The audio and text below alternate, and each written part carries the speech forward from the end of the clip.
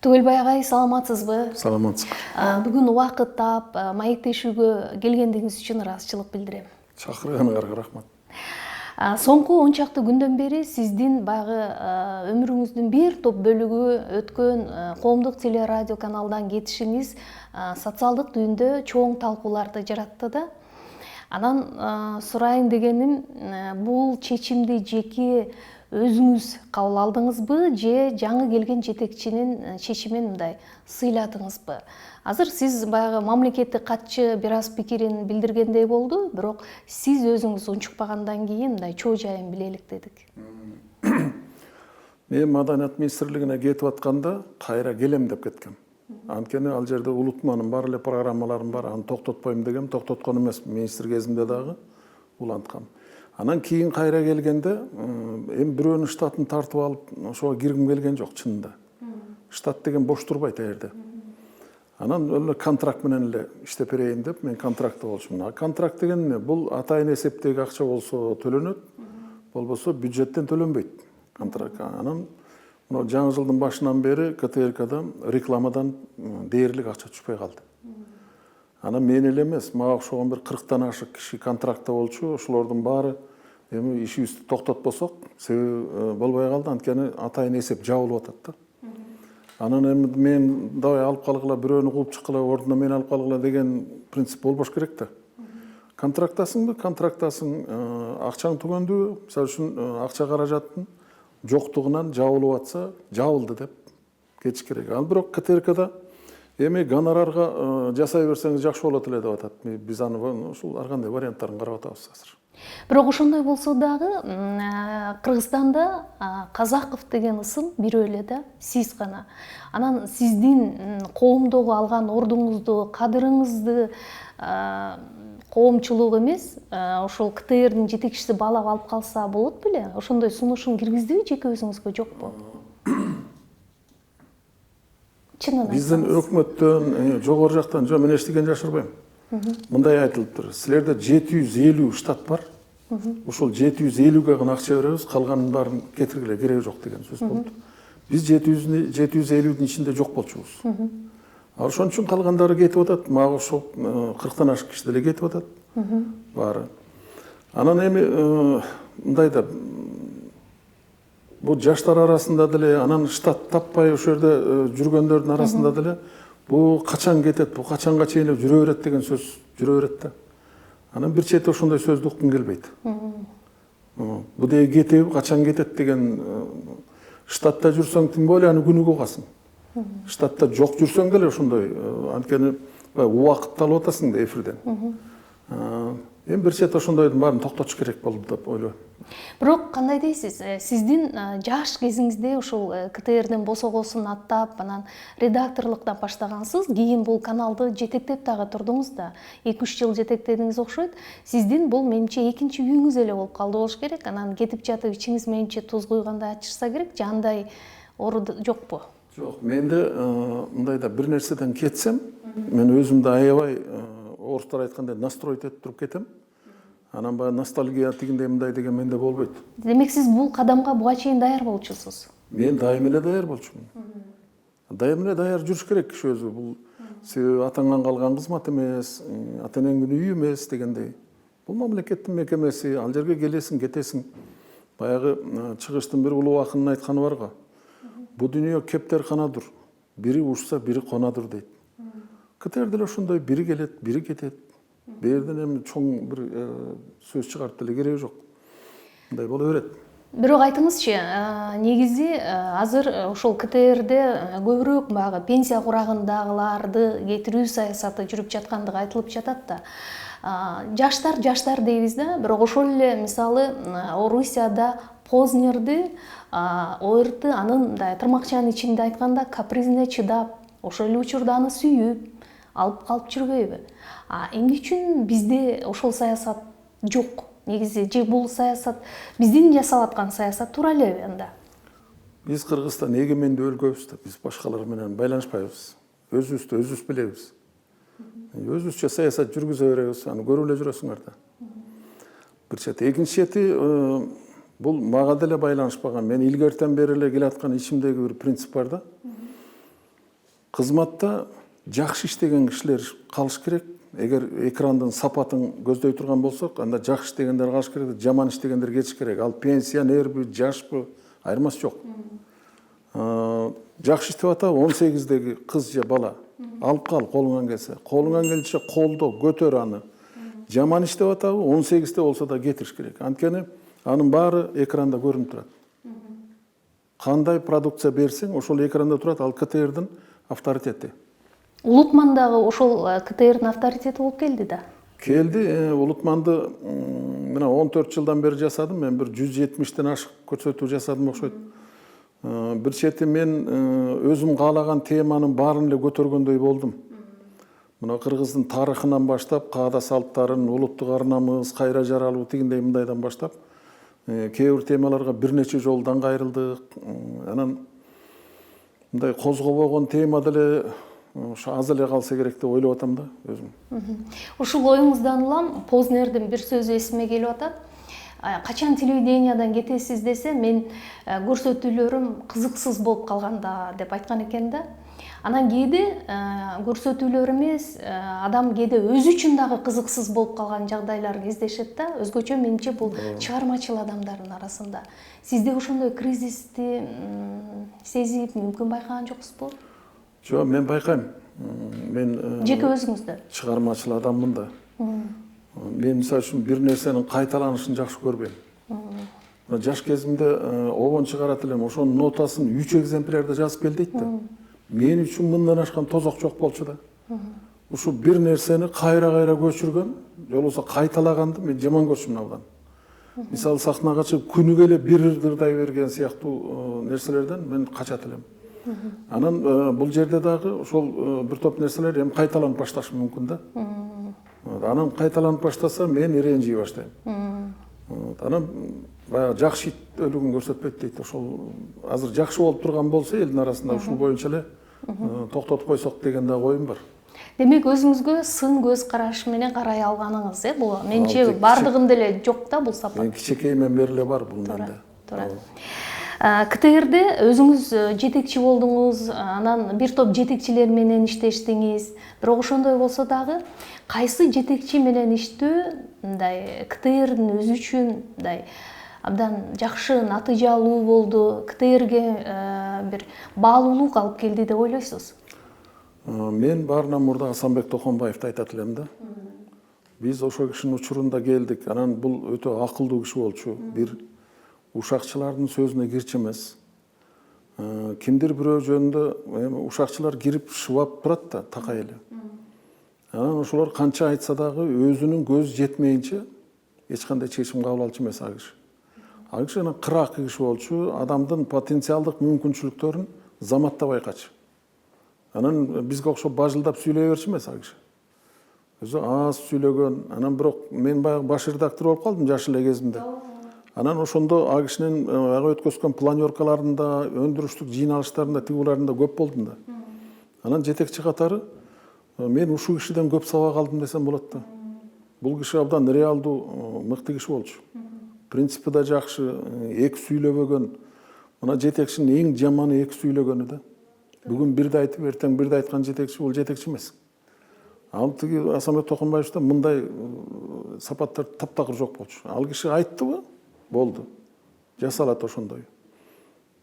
Анан ашкер эле бирөөлөрдү мактап көңүлүн алам деп, же болбосо кыял жорогу жакпай калса жөн эле кызмат абалынан пайдаланууну чүнчүтүп антип мынтет дегенге окшогон көрпенделик сапаттар ал кишиде жок эле. Ал киши чыныгы мамлекетчил чоң жетекчи болчу да. Мен жетекчилерден жолдумун, аябай. Бул өзү мектепте окуганда эле мен өтө жакшы мугалимдерден окугам, биринчиден. Биринчи класстан баштап класском болгом.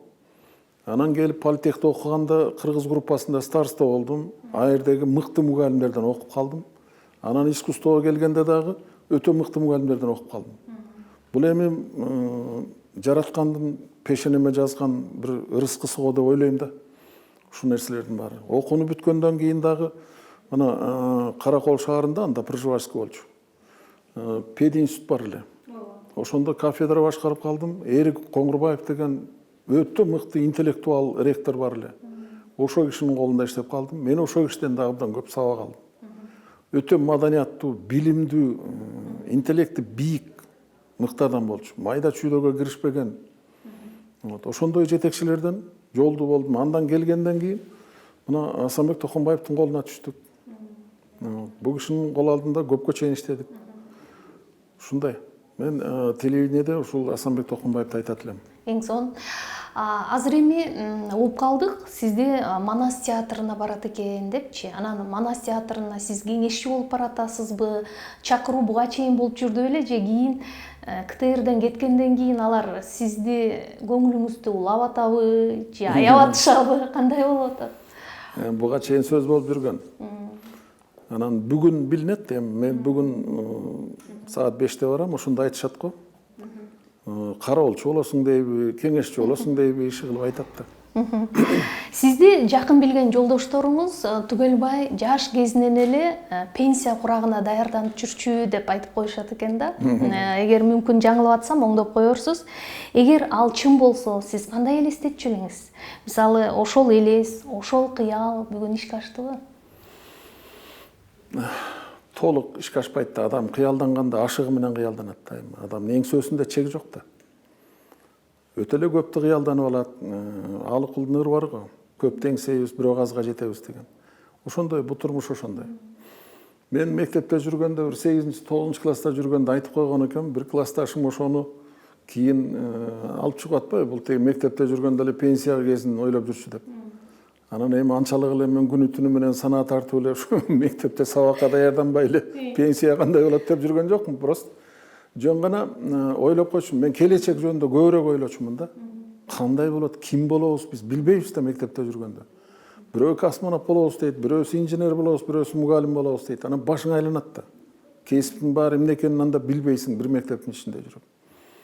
Анан ошондогу биздин улуу адамдардын айтканы жакшы. Пешенеңерге эмне жазса ошону көрөсүңөр, эмне кыласыңар аны ойлонуп деп. Ошондон улам чыккан сөз да. Бүгүн мына сиз билимге, акылга, анан бир чоң даанышмандыкка тунуп, сонун болуп турган курактасыз деп ойлойм да. Ким айтты ошону? Биз, мисалы менин жеке оюм ошондой да. Сонун курактасыз, бирок кандай ойлойсуз? Сиз үчүн ошол өмүрүңүздүн кайсы жылдары мындай керемет сезилчү эле, мүмкүн сезилип атат азырбы? Чыгармачыл адам үчүн чыгармачылык менен алектенип жүргөн учур жакшы да. Мен бала кезимен өткөн учур жок, чындап келгенде. Мен муну өтө ыйык, өтө эле баалуу, өтө кымбат деп эсептейм бала кезде. Анткени биринчиден тазасың. Туура. Байоо, Кирдей элексиң, байоосуң, баарына ишенесиң. Табият жаратып койгон бир мөлтүрөгөн сонун. Романтика дагы бар, Анан отуруп алып туруп асманда карап кыялданасың. Бул бир керемет учур да. Түйшүк жок, кыжылдашмай жок, кызматталашмай жок дегендей. Анан кийинки учурдан болсо, мына чыгармачылык менен алектенип жүргөн ушунун бир өзүнчө дүйнөсү бар. Ушуга кирип кетип чыкпай койгондон өтөрү жок да чыгармачыл адам үчүн. Өмүр бою ушунун ичинде жүрсө кандай сонун болор эле. Мына Чыңгыз Айтматов агабыздын бир айтканы бар экен. Чыныгы ашыктар баш кошпойт. Мүмкүн ушул жакшыдыр дейт. Анткени алар баш кошсо көрө окат, анын алардын ортосундагы ыйык сезимдерди майдалап салат. Жок, жеп салат деп атат. Бул чындык да. Ошол сыяктуу эле чыгармачыл адамдагы көрө окат, көртүрлүк көп нерсесин жеп салат да. Болбосо алар ошол дүйнөдө жүрө турган болсо, анда ал керемет чыгармаларды берер эле. Анткени ал таптагыр башка дүйнө. Бул эмес. Асманда да эмес, жерде да эмес, бир шумдук өзүнчө бир дүйнө. Буга кирип чыккан киши билет. Мен үчүн ушул бир кездеги ошол дүйнөдө жүргөн кезим өтө кымбат да. Чыкпай бир учур болгон ошондой. Анткени мен эртең менен институтта музыка сабактары андай мындай, кечинде ресторанда иштейм, айрда дагы аккордеон тартам, ырдайм дегендей. Эртеден кечке эле ыр музыкада. Анан ушул жүрүп отуруп, анан ичиңде дүңгүрөп эле ушу музыка болуп калат да.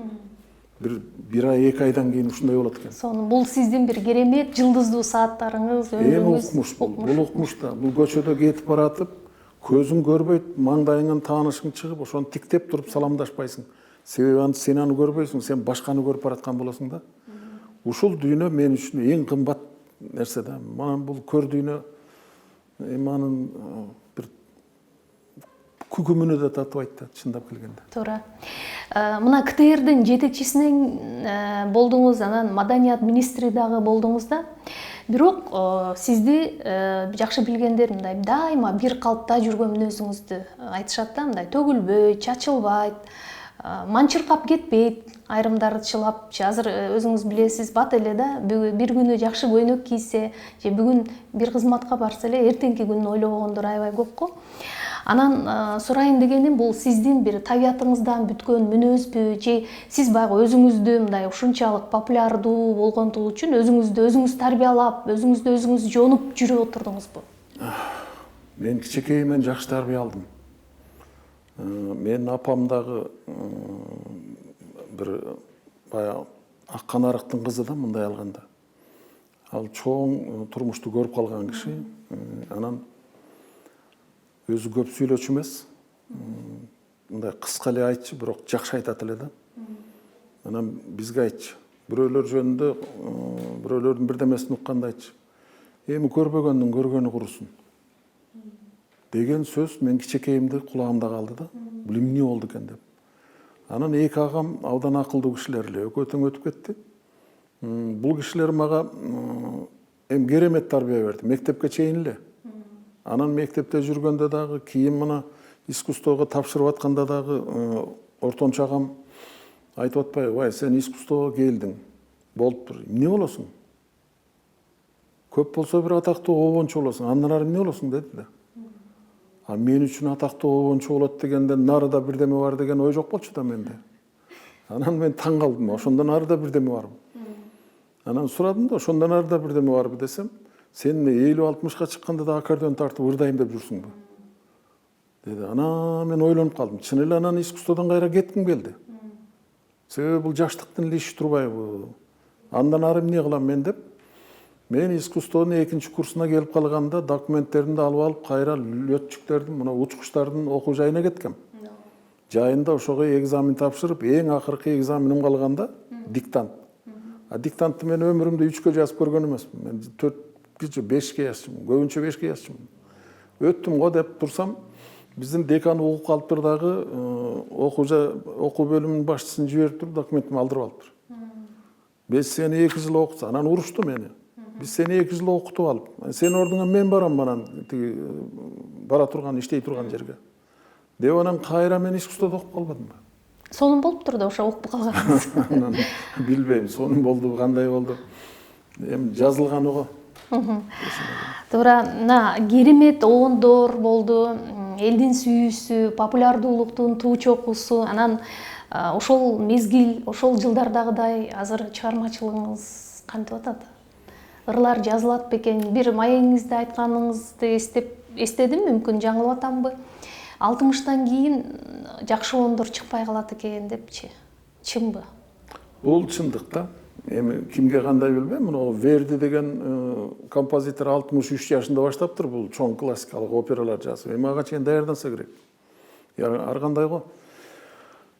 Ал эми обон бул качан чыгат? Бул сен кирдей электе, көңүлүң, көкүрөгүң, жан дүйнөң кирдей электе, бул дүйнөдөн иренжи электе, бир укмуш кыялдардын аркасынан жүргөндө, махабат тигиндей мындай деген менен делөрүп, өзүңө өзүң ээ боло албай жүргөн кезде, анан бул кайрыктарды берет. Эгер табиятыңан жаратман болуп туулган болсоң, анда ошол кайрыктарды берет. Кармап калсаң кармап каласың. Мен үчүн дүңгүрөп эле бир кайрыктар келет эле. Жанагындай дүйнөдө жүргөндө дүңгүрөп эле бир кайрыктар келе берет, анан кетип калат, келет, кайра кетип калат. Кармаганын кармап каласың. Кудай жалгап менин эс тутумум жакшы болчу да кезде. Ошону бир тобун кармап да калдым. Анан жылдар өтөт, бир агамдын бир жакшы ыры бар эт, аңгөрү. Аман агайдын. Амандын.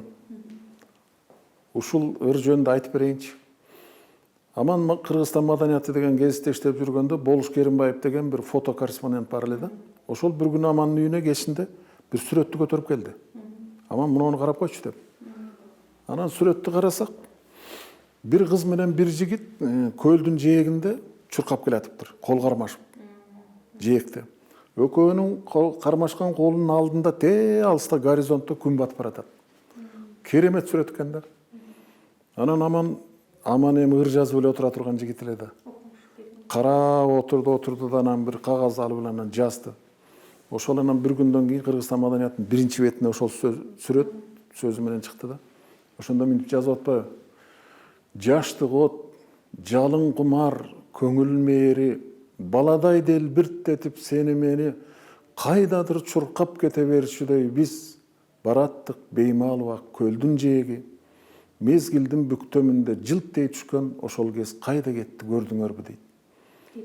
Экинчи куплетинде болсо жаш өтөр, сезим муздар, ар жандын пендечилик жыргалы бар. Кум эмне калган изди толкун чайып, алыстап мунарыктап ыраак калар. Жүрөктүн бошоп кеткен кылдарында кайрылса эски күүдөй бир кайрылар дейт. Анан анысы кандай? Жаш өтөт, сезим муздайт. Анан бир кездеги баягы обон жазган тажрыйбаң бар, акылың бар, билимиң бар, ошо күчкө салып жазсаң болот. Эл ырдап деле кетиши мүмкүн, бирок ал нечен жылдар бою жүрө турган обон болбойт. Себеби чыныгы чыгарма жүрөктөн чыгып, жүрөккө жетет да, акылдан эмес. Жүрөктөн чыгыш керек экен. Жүрөктөн чыгыш керек. Ал акыл менен жазып койгон чыгармалар деле болот. Жанагы буйруктма менен жазылат, юбилейге тигүү, мунун баары болбогон нерсе. Ошо менен кошо жок боло турган нерселер да.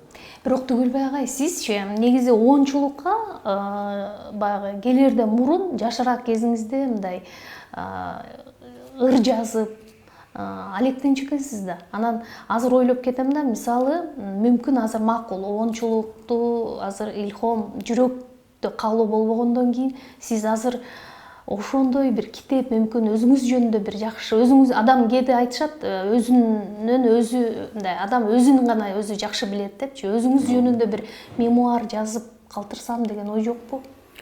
Сиз баскан жолду биз мисалы баарыбыз окугубуз келет. Мен 3 китеп жаздым, эсимде деген. Баары эскерүүлөр. Те бала кезимден бери ушул күнгө чейинки мен Кудай буйрса аны берем.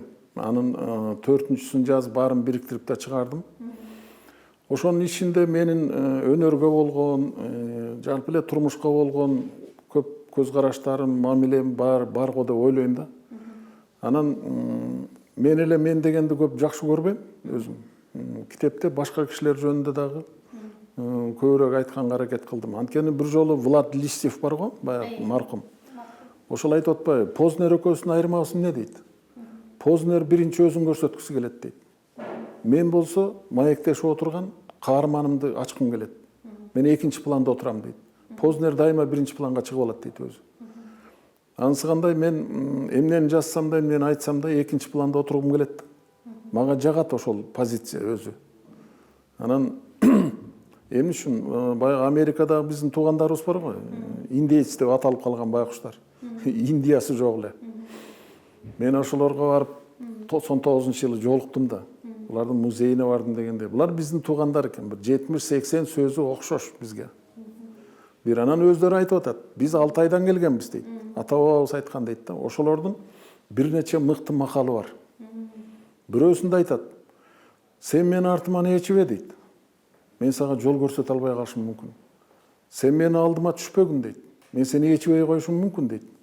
Сен мени катарымда бас дейт. Ошондо экөөбүз бир бүтүн болобуз деген сөзү бар. Ошолордун. Алар бизге караганда башкача ой жүгүртөт экен. Менимче булар бузулбай калганбы деп да ойлойм бир чети. Анткени дагы бир макалы менин денемди дүрүлдөттү. Тууган жер ата-бабабыздан калган олжо эмес дейт. Бул биздин балдарыбызга өткөзүп бере турган ыйык карызыбыз дейт. Ар бир кыргызда ата журтка ушундай мамиле болсо, биздин жерлерибиз кемибейт эле деп ойлойм да. Алардын ушундай шумдук макалдары бар экен да.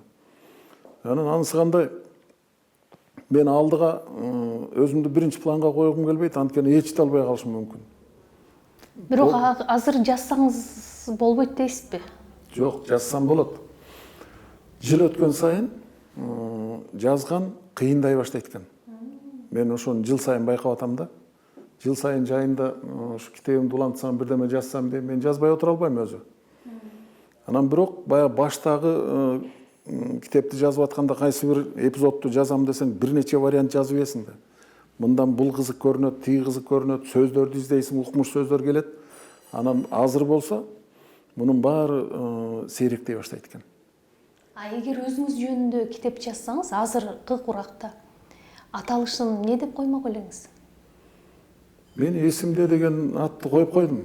Мемуар болгон, мемуарларга анан дагы башкача ат коюп, анан дагы китеп жазып. Эсимден ичинде кете берген жакшы. Өзүңүз жана бир жакшы ойду айттыңыз да, көп учурда бир көр дүйнөнүн кулу жөнүндөчү. Анан чындыгында азыр көпчүлүк таланттуу адамдардын баардыгы кезегинде мындай ар кандай себептерден улам ушул көр дүйнөнүн кулу болуп кетишти да. Ар кандай тагдыр буйрду. Анан ушул нерседен адам өзүн кантип оолак алып жүрүш керек? Деги эле сизде бул боюнча кандай рецепт болду өзүңүздө? Бул эмне сактадык? Бир чети төрөлгөндөн. Анткени баягы Михаил Задорнов деген өтүп кетти, мыкты адам. Ошол өлөрүнүн алдында айтты да. Мына Библияда бир нерсе бар дейт. Сын Божий и раб Божий. Раб Божий везде всюду гадит дейт. Муну айрымдар мындай ар кандай түшүнүп жүрүшпөдү? Эми бул улуу сөз да. Анан айрым ал раб болгусу келбейт. Сын боло албайт. Мына маселенин баары ошондо болуп атпайбы? Анан Кудайдын кулдары менен Кудайдын уулдары да кыргызча которгондо.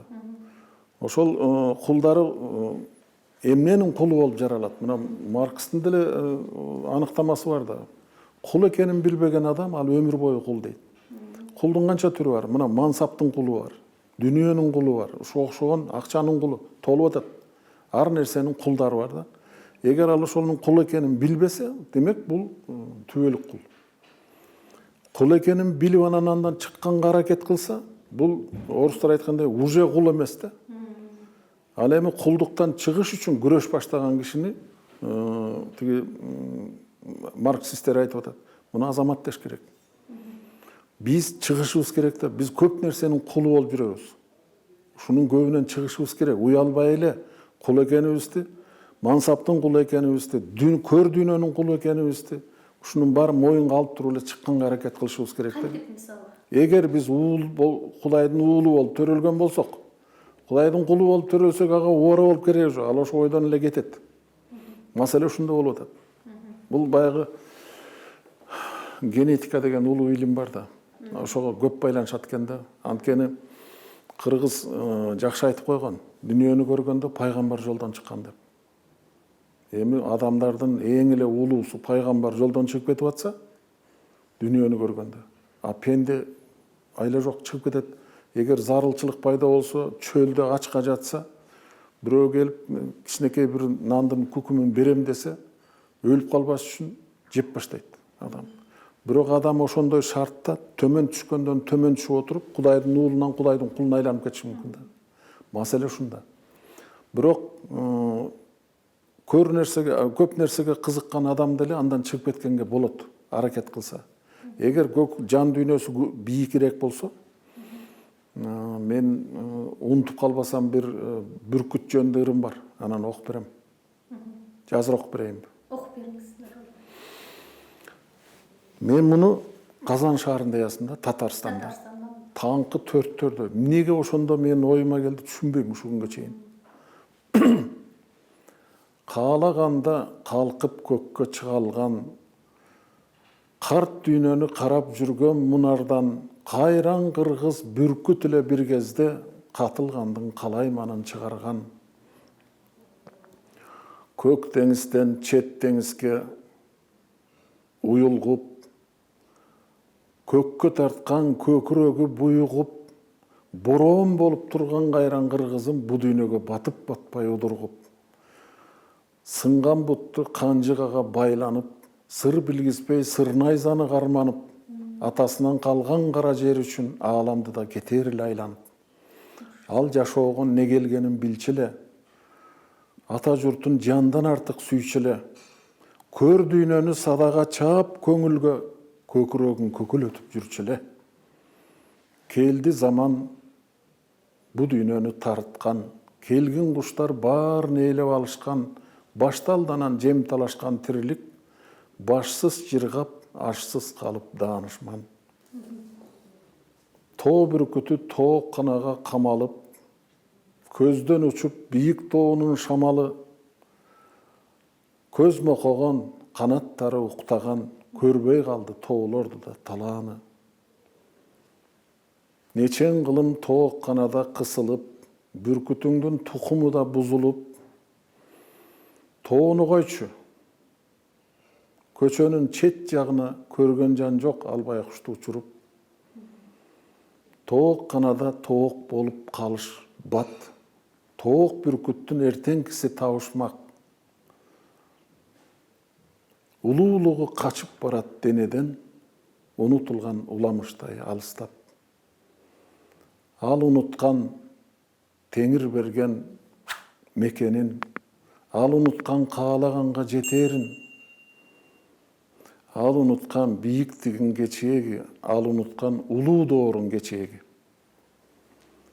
Көккө тарткан көөнө үмүтү үзүлбөй, көр дүйнөнү көкүрөгү түшүнбөй, көтөрүлдү ал бир күнү асманга, көз ирмемге көрө калган түшүндө. Ушул түшүн өңгө айлантчы жараткан, келсин турмуш кең кыргызга таң аткан, бир бүркүттү көрүп өлсөм арман жок, бийигине кайтып кетип бараткан. Жанагы сиз айтып аткан, ошондон чыкса болобу деген ушулда. Тоо канадан чыгыш керек да бүркүттөр. Кыргыз бүркүттүн тукуму, кыргыз тоок эмес. Чыгыш керек да тоо канадан. Биз тоо канада жүдөп атабыз аябай. Анан калса көчмөндөр үчүн 4 дубал бул түрмө. Көчмөндөр эркин жашаган эл болчу да. Мына отурукташтырганда далай психология өзгөрөт адамдын. Көрө окатка тартылып баштайт да, ушундай.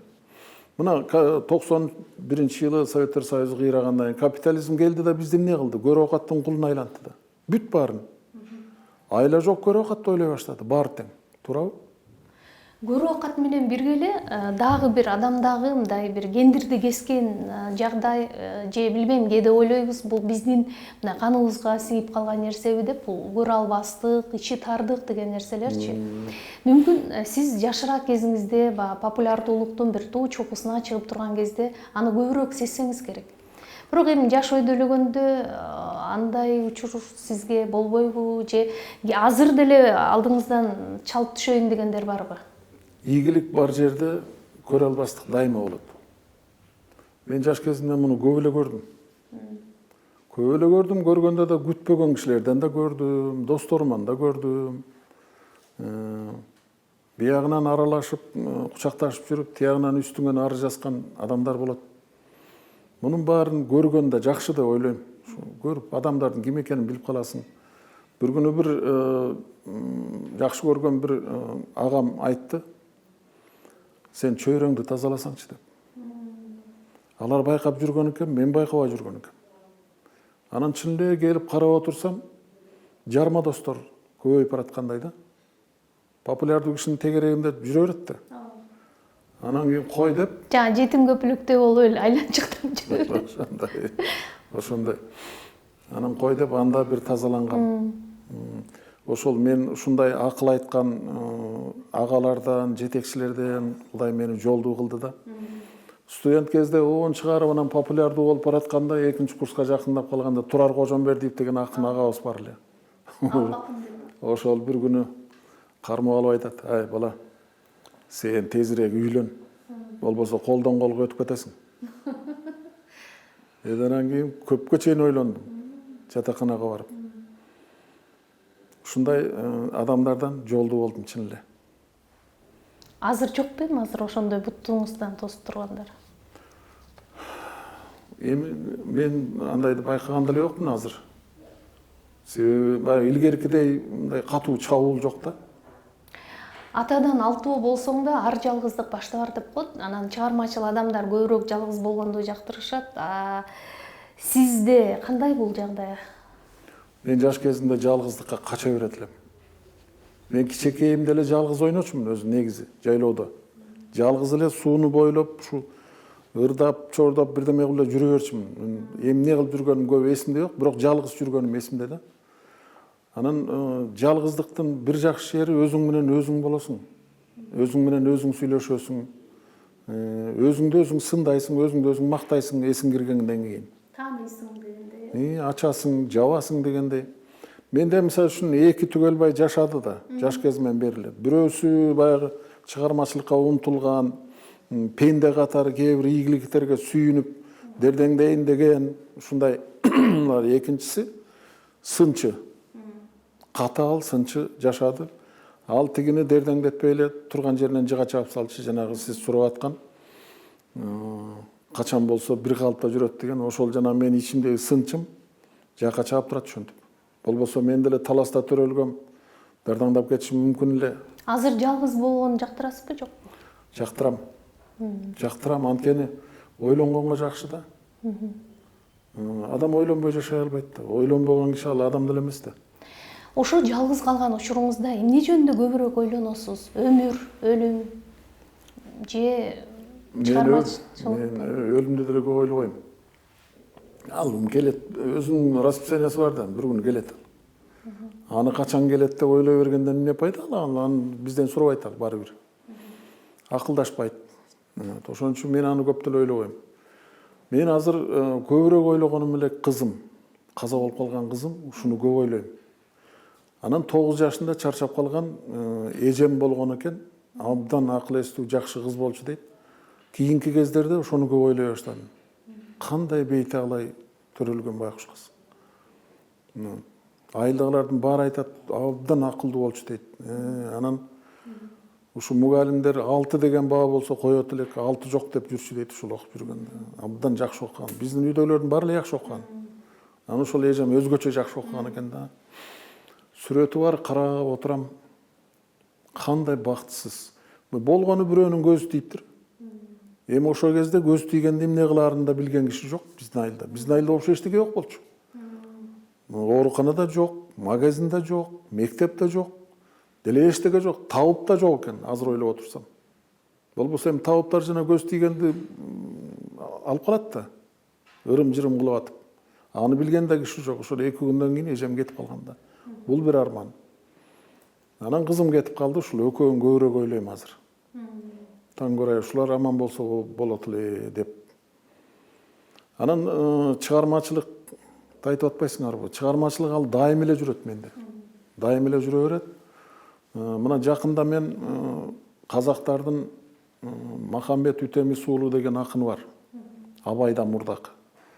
Ошол Абай, Жамбыл, Мукагалы Макатаев, Кадыр Мырзалиев, андан бергөстүү Улукбек Эздавлет сыяктуу акындарынан тартып, эң арты Али Байжумат деген жаш акын бар. Ошого чейин анан казактын бизге популярдуу болгон ырлары бар. Илгерки Кайыкта, Акпантик, анан жанагы Мен сени сүйөм өмүр сыяктуу. Ошонун баарын кыргызча которуп китеп кылдым. Бул менин ушул кийинки эмем да. Белегим кыргыз элине. Муну жакында чыгарышат. Мен муну майдын 28-inde бир чыгармачыл кече берсем деп турам. Ошого карата. Сонун. Өзүңүз сахнага ырдап чыгайын деп атасыз. Ырдайм сахнага. Сагындыңызбы? Жок, мен сагынбайм. Мен айтып атпайм, бир кетсем мен эчтекени сагынбайм. Мен ушинтип кетем. Ал сагына турган болсоң кетпе да. Жана бир макал бар. Кетсең артыңды караба дейт. Артыңды карасаң кейисиң. Кейисең кайра кайрыласың. Кайра кайрылсаң кайра башынан башталат. Кайра башынан башталса баягы эле. Жипти үзүш керек экен да, арканы. Анан ошон үчүн мен оңой менен кетпейм, кетсем мына ичимдикти таштагандай, тамакыны таштагандай эле. Бирото жан дүйнөмдүн баарын ошого багыттап туруп анан кетем да. 28-inde деп азыр көрүп аткандар да билип алышсынчы. Баарын менимче аябай күтүп калышат болуш керек. Канча каерде өтөт? Кудай буюрса филармонияда өтөт го. 28-май менин атам байкуш абдан ооруп атканда, өлөрүнө бир жума калганда барып мага метрик алыптыр. туулган күнүңүзгө. Тууралуу. Мен го январдын 2-синден, бирок атам ушу майдын 28-синде алган экен, ошо менен менин документтерим баары 28-май болуп калды да. Анан ошон үчүн 28-майда берсемби деп ойлоп атам азырынча. Буюрса. Эң сонун. Анан ошондо мен азыр деле четин чыгарып айтсам болот. Мына көз өтүп кеткен, мен жакшы көргөн кишилер бар. Абдыласым Алдыбаев, Рыспай Абдыкадыров сыяктуу, Аксубай Атабаев. Ушулардан бирден ырларын ырдап берсем деген оюм бар да. Сонун болот эле. Биз сагындык да ал хитрыларды. Эл ырдабай жүргөн ырларынан ырдап берсем деп ойлойм да. Сонун. Эл ырдагандарым го угуп жүрүшөт. Ушундай бир ойлорум бар. Анан мүмкүн комуз жерде, мүмкүн башкасын ырдайм, чыгылып көрөбүз го. Абдан жакшы жаңылыгыңыз бар экен, сөзсүз барабыз Буюрса. Коомчулук дагы муну сөзсүз колдоп алат болуш керек. Азыр эми сизге мындай көп эле оончулар чыкты да. Жана өзүңүз айтмакчы, кеңеш сурап турушабы, алардын чыгармачылыгына мындай астидил анализ жасайсызбы? Кыргыз обонунун өмүрү аябай жаш да. Мына болгон эле өткөн кылымдын 20-жылдарында башталып кетти да бул. Ага чейинки автору бар обон жок. Мына Опмайда, Шырылдан, Бекбеке. Элдигырлар деп жүрбөйбүзбү? Элдигырлар деп коебуз, эми ошону чыгаргандыр бирөөлөр. Бирок мына 20-жылдардагы Атай, Муса, Боогачылар баштаган Эгинчиевдер, анан кийин Жумамөдөн Шералиевдер кошулуп, Темиров, Сыртбай деген сыяктуу бир топ обончулар болгондо, булар Кыргыздын обон дүйнөсүн, обон казынасын баштап түптөп берген кишилер да. Каймактары деп коебуз. Каймактары болгон классиктери. Классика деген бул мыкты үлгү деген эле сөз. Ооба. Эми ушулар эмне кылып кетти? Эң башкысы жакшы обондор таштагандан тышкары кыргыз обону кандай болоорун жасап кетишти булар. Колоритин. Кыргыз обонунун колоритин таштап кетти да бизге. Биз андан кийинки баягы окуу жайга окуп, Европанын музыкасына аралашып антип минткендер, анан орто жолдо алардан нукура ошол колоритти кармабай, биз анан синтездей баштадык. Европанын музыкасы менен чыгыштыкын, анан ушул Рыспай агабыз, Калыбек Тагаев, Мукан Рыскылбек, Үсен Сыдыков, Сардарбек Жумалиев деген 60-жылдардын алыптары чыккан. Чын эле алыптарда Аксубай Атабаев бар ичинде. Биз ошолорду угуп чоңойдук. Мына уядан эмне көрсөң учканда ошону аласың дейт. Биздин көкүрөгүбүздөгү көркөм табитибиз ушулардын мыкты обондору менен тарбияланды. Ошону менен калыптанды. Азыр мен чырылдап атканым ушул да. Силер мына жаңы төрөлгөн муунга эмнени берип атасыңар, эленайын. Эмне берсеңер ошондон ашпайт алар. Мына биз ошол 60-жылдардагы жана алыптардын мыкты обондору менен тарбияландык. Биз обон деген ушундай болот экендигин түшүнүк менен келдик да. Ал эми азыр жанагы же сөзү тандырбай, же табитти дагы өлтүрүп атпайбы коомдун табитинчи? Биздин табитибизди өлтүрүп атат. Эмнени уксаң ошол менен калыптанат да. Ооба, сөзсүз да. Биз го мурдакыларды угуп калган кишилер, тетиги жаш балдар ушуну угуп атпайбы? Же болбосо интернеттен тетиги негрлердин ырларын угуп атат да. Анан алар кантип эртең кыргыздын колорити бар, обонун жолусу кыргызга жаккан обон чыгарылат. Жанагы обон чыгарышып атпайбы? Угуп туруп таң каласың, бул кайсы планетадан келген деп. Ошолор мына 90-жылдардагы андан кийинки ырларды угуп чоңойгондор. Бул эми чоң тема. Бүгүнкү эмес. Мисалы ушул жаатта бир кандай десем, бир көркөм кеңеш кылса болобу, мүмкүн бир буларга бир мектеп ачыш керекпи? Мисалы оюңузда жокпу ошондой бир мектеп ачсам? Биз бир кезде бир энөө кишилер чогулуп алып, энөө экенбиз азыр ойлосок. Көркөм кеңеш түзөлдү дагы, ошол жерден кабыл алынган гана чыгармаларды берелик радио, телеге деп ойлоп турбуз. Анан ошону Маданият министрлигинде түзөр менен Бакиев телефон чалып туруп, Бакиев президент жаптырбадыбы? Көркөм кеңешти. Анан биз ойлоп койдук. Мен анан түшүндүм. 46-жылкы Ален Даллестин доктринасы бар. Советтер Союзун кантип талкалаш керек деген. Ошонун ичинде мындай бир сүйлөм бар. Булардын улуттук дөөлөттөрүн биз жасалма дөөлөттөргө алмаштырабыз деген. Ошол себептен. Биздин улуттук дөөлөттөр баягы мурдак келген обондор жасалма дөөлөт, массалык маданият. Массалык маданиятты киргизди бизге. Бул кетип атат. Америкадан эч ким келип бизди кыйнап аткан жок. Биз өзүбүз эле кетип атабыз оңко башатып эле. Ошол Ален Даллестин доктринасын кармап алып эле ар бир кыргыз иштеп аткандай да. Мага ушундай элестейт. Болбосо бул биз ойлоно турган нерсе. Жана ЮНЕСКО мына 96-жылдары чечим чыгарды. Биз мурда фольклор деп жүрчү эмес белек. Фольклор деген кагазга түшпөгөн ооз-эки чыгармачылык деген сөз да. Ал эми азыр кагаз бүт баары жетишкен заман болгондо фольклор деген болбой калды. Ошон үчүн салттуу маданият деген түшүнүктү киргизебиз деп киргизишти. Ташкентте эл аралык конференция болду, мен барып доклад жасагам. Ошол жерде мен докладымда айткам. Жана дүйнөлүк шедеврлерге биздин манасчыларды, төкмө акындарды, анан комузчуларды киргизип бергиле деп. Кийин киргизишти. ЮНЕСКО бекерин айтып аткан жок. Мына Европаны карап көрсөңөр азыр бирөөнүн дагы салттуу маданияты калган жок. Бүт массалык маданият тебелеп турат азыр Европаны. Мындай эле алганда Европада мурда Бетховендер, Моцарттар чыккан Европа. Азыр ким бар? Мынакей Хоакино деген бир композитор болгон, эми ада өлүп калды уже. Эң жашы, эң акыркысы ошол да, ошонун концерти бар, гитара оркестри үчүн. Анан ырларды чыгаргандардан эң эле акыркысы Тото Кутуньо болду да. Кутуньо болсо мен канчага келди бул, барбы жокпу билбейм мен. Бул эле далайга келип калды. Мындан кийин жок болуп атпайбы эч ким? Себеби массалык маданияттын мына натыйжасы ушул. Төкмөлөрдүн абалы кандай анда? Кимдин? Төкмөлөрдүн. Төкмөнү бул бизди Кудай колдоп берген өнөр да.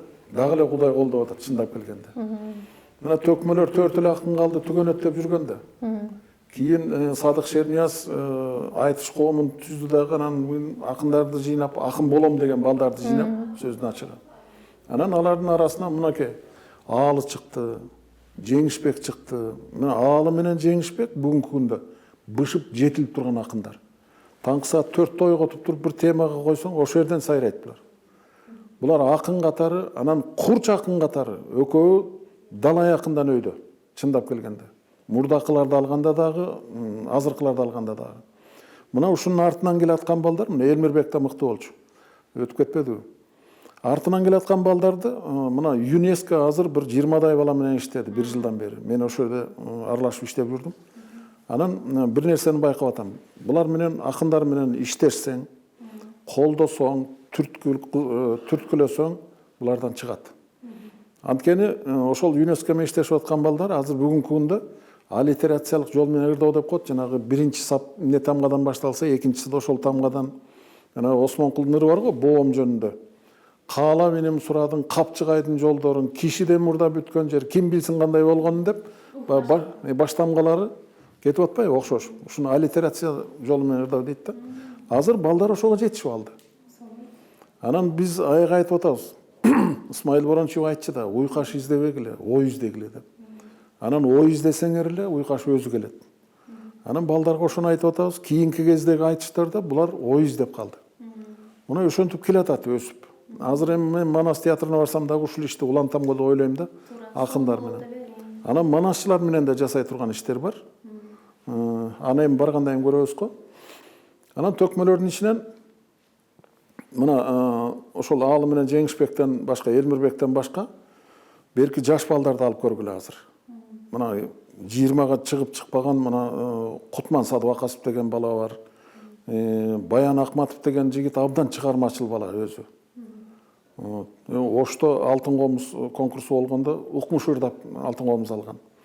Ушул сыяктуу жаш балдар бар. Өсүп келаткан. Акын болом дегенде бар эле өсүп кете бербейт экен. Мунун бир калыпта жүрө бергендер да бар экен, акырындап жанагынтип иштешкенде өсүп жөнөгөндөрү бар экен. Мына ушул былтыр эмес, быйыл эле го дейм, ушул көлгө барганда жанагы Кадамжайда бир кызды зордуктап анан өлтүрүп коюшпадыбы? Ошону жана Кутман Садыбакасов терме кылып жазды. Булар термеге чыгып калды. Анан сөздөрү да сонун, аябай сонун сөздөрдү тапкан. Азыр бул балдарга тапшырма берилди, бирден терме чыгарып келесиңер деп. Чыгармачыл адамды түрткүлөп туруш керек да. Анын чыгармачылыгы уктап калбаш керек. Муну баягы кайрап турат деген ушул да. Колдоп дагы туруш керек да. Колдоп да туруш керек. Дайыма элдин эмеси, колдоосу жетиш керек. Айтышка алып чыгып атпайбызбы кайра-кайра. Сиз Түгүлбай агай мына азыр эле ушул ойлоруңуздан улам суроо жаралат да, чындыгында журналистикада, маданиятта, коомдук иштерде дайыма жеке өзүңүздүн позицияңызды ачык билдирип келатасыз да. Анан дайыма чарчаганыңызды, чалыкканыңызды деле билбейбиз, же мүмкүн сиз атайлап билдирбейсиз. Анан энергия, күч, кубат сизге кайдан келет? Менин неберемдин бир жакшы сөзү бар. Ага айта беребиз да, жолдон өткөндө сол жагыңды кара, оң жагыңды кара, светофорду кара, тигиндей мындай. Бир күн айтат, силер жакшы сүйлөбөйсүңөрбү? Машина коюп кетет, андай мындай дейбиз да. Жакшы сүйлөбөйсүңөрбү дейт. Анан мен аябай ойлонуп калдым. Мен ушу жашка келгенде жакшы сүйлөп, жакшы ойлонуш керек экен да. Мен кийинки кездерде жакшы нерселерди ойлойм көбүрөөк.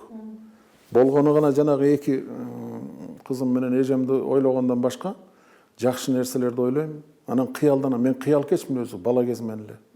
Бир кыялга батсам болду, мени бул турмуштун эмне деген гана көйгөйүнөн алып чыгып кетет ал. Кыял ишке ашпайт. Бирок ошол кыялданып аткан учуруңда жан дүйнөң кадимкидей эме оңолуп калат да. Эртең бүрсүгүн ошол боло тургансың.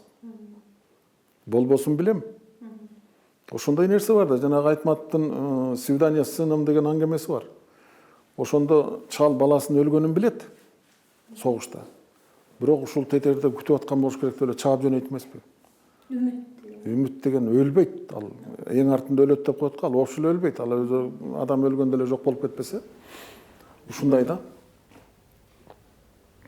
Демек кыялдарыңызда эмнени кыялданасыз анда? Кайка жетеленесиз? Ар нерсени. Ар нерсени. Могу мен эми көп жыл бою ушул биздин Кыргызстандын келечегин, улуттун келечегин көп ойлодум да, ошол нерсе калып калат экен көкүрөктө. Өзүңчө отурсаң деле анан кыялданып кетесиң. Ушундай болсо, мындай болсо деп кыялданып кетесиң да, анан көзүмө элестей баштайт ушунун баары. Анан жыргай баштайм ушуну көргөндө. Анан анын жок экенин көргөндө кайра настроением түшүп калат. Бирок ошол кыял ишке ашса экен деп ойлоп калам. Той топурга көп барасызбы? Той топурду көп жакшы көрбөйм мен. Эми чакырат, айла жок барасың. Анан жанагы тамадалар микрофонду оозуна тыгып алып туруп, потолокту титиретип баштаганда мен чыдай албайм. Себеби дайыма мен кулак жаба турган эмени алып жүрөм. Катуу үндү уксам эле, мен үндү аябай акырын угам да, музыканы да акырын. Мен угум ошондой. Анан жанагынтип бирок жүрөк менен угасыз да. Мен эмнени уксам да акырын угам да, акырын угуп кабыл алам. Анан жанагы тамада баштаганда жер суун жаңыртып, мен отура албайм. Кан басымым көтөрүлөт, башым зыңкылдап ооруп чыгат. Анан көпчүлүк жерден мен ынтымагымды берип эле анан кеткенге аракет кылам. Ырдап бериңизчи деп сурангандар болобу ошол жерлерде? Сурайт да. Тааныгандар шыр эле сурайт. Бир ырдап кетсең болбойбу? Мен жаш кезимде ырдаган эмесмин тойго, азыр эмес дейм. Мен тойго жаш кезимде деле чакырчы, баягы популярдуу болуп турган кезде барчу эмесмин. Мен бир нерсе жөнүндө ойлой берем да, мисалы сиздин ырларыңызды уксак болот аудио аркылуучу, бирок жашыраак кезиңизде же ал кезде ал жөнүндө көп ойлончу эмессиздерби, же техника ошондой беле мүмкүнчүлүк, мындай клип жок да, дээрлик жок. Анан мүмкүн азыр делечи, ушундай эң болбоду дегенде бир 3пү, 5пү бир сонун клипти тартып койсо эмнеге болбосун? Бул сиз макул аны жактырбайсыз, бирок сиз бизди ойлоңуз да, биздин кийинки муун сизди билип калышы керек да. Жок, клипти жакшынакай кылып тартса болот. Мына казактардын Балкадиша деген ыры бар. Акан серинин ыры. Ошол Балкадишаны жана жигиттер деген бир эстрада топ бар. Ырчылардын 4 жигит. Ошол 4 жигитке бир жигит клип тарткан экен. Ошол Балкадишаны. Бул кино өзүнчө эле. Ушуну YouTube'дан көрүп койсоңор болот. Балкадишанын эмесин, клипин көрсөңөр. Клипте ошентип тартыш керек. Мына ырды да ачкан, ырчыларды да ачкан, ырдын маанисин да ачкан. Анан бизде ошондой режиссерлор бар да. Тапса болот. Бизде барбы жокпу билбейм, бирок казактарда бар экен. Балкадиша деген кызды тапканы мага аябай жакты да. Себеби ал кыз жигиттер келип тийишип, чачын алып өпкүлөп антип минткенде эмне кылып атат? Баягы илгерки кыздын образында туруп атат да, тике карабайт. Тике карабайт, көзүн ала качып атат. Татынакай кыз экен, көрүнүп турат, акылдуу экени, эстүү экени. ушуну тапкан да режиссерлор.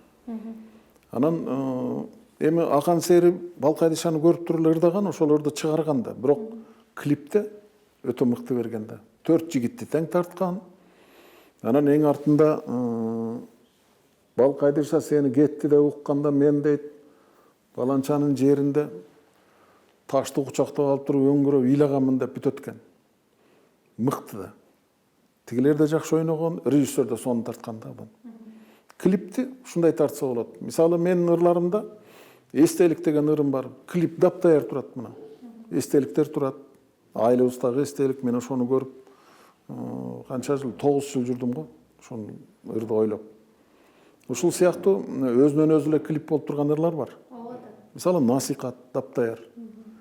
Гүлзарлар даптаяр мынакей. Жамгырыңыз. Жамгырды 3 мезгил кылып тартса болот. Тартса болот. Мен бир жолу Сунуш келбейби же сизге ушундай тартабы? Жок, сунуштар бар. Анан мен сурайм да кандай кылып тартасыңар деп. Анан кийин эми бир жолу бир менин ырым эмес, башка бир ырды сүйжөндөр экен. Бирок айланайын бирөө кирип келип эле больницада, ооруканада жарадар болуп аткан бирөөнү өлтүрүп салды. Чыгып кетти.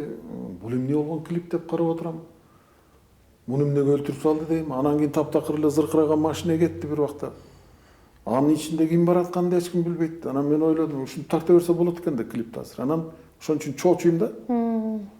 Анан жамгырды коюп алып, бирөөнү өлтүрүп, дагы ушинтип баштай турган болсо, алар эми Баевикке тарбияланып чоңойгон да.